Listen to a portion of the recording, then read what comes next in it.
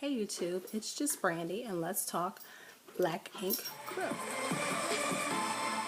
So last night on Black Ink, it was another episode of Ratchetness in its fullness. We learned that Caesar and Tattoo Baby are no longer an item. If you could consider them an item, she basically told him she didn't think that he needed to move forward that quickly after breaking up with someone, which is understandable.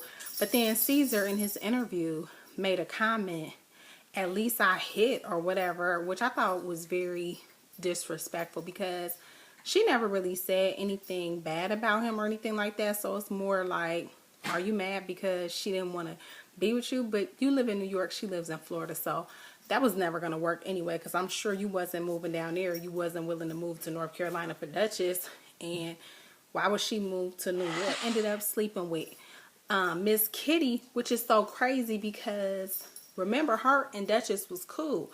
I mean, I'm not going to go as far as to say they were necessarily friends, but remember when Melanie had her baby, they were in the store together looking for a baby present for Melanie. So I'm sure Duchess was very instrumental in bringing Miss Kitty on to Black Ink because she was very involved in everything that Caesar never really made too many decisions without running them by Duchess the way that it looked to me. So I'm sure she handpicked Miss Kitty with him to be, in that position.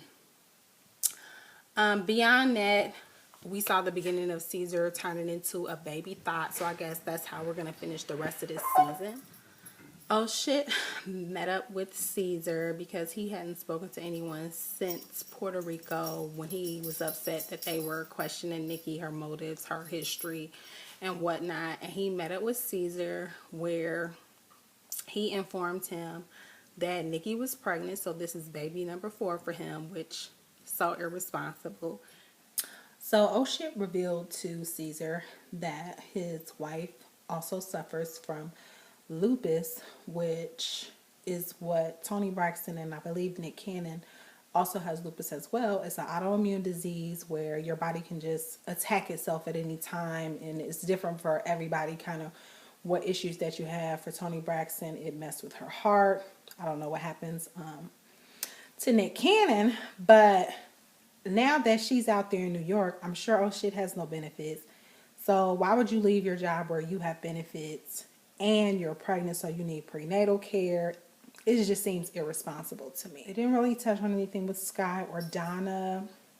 Melanie decided that she wanted to be the next manager. She was tired of dealing with Ted, and she decided to hire a new artist. I can't remember what his name was, but Caesar did know the guy. Everybody thought that he was going to blow up when he came in the shop and saw that she had hired this guy. I think his name is Kevin. But he actually was happy about it. He knows the guy's work or whatever and said that he was a really good artist. So he was happy about that, which pissed Teddy off. And of course, in Black Ink Wretchedness fashion, they had a party at the shop for him. Melanie got some belly dancers, and then some girl came, which I don't remember her before, but they said she worked at Black Ink previously. Teddy decided to hire her back, and she had beef with Miss Kitty. She hit her. She came in. She got into it, like Miss Kitty seen her and was like, what is she doing there? She got into it with her again. Meanwhile, Caesar's flirting with Sky's friend, and she gets into it with this girl. Caesar comes and doesn't take up for her, and she storms out. So he goes out with her. That's how they ended up in the car. He's telling her, oh, you look so pretty. That's how they caveat to them going to screw and whatnot. And of course, that's not going to play out well because you don't shit where you eat. The old sayings always hold true. So we know that's going to backfire. So we'll see how long she stays there. Haven't they learned that it just does not work when they all sleep with each other? Like they had the mixy things. Remember Alex from season 1 and Teddy, Donna, oh shit. Like it does not work when you sleep with the people that you work with.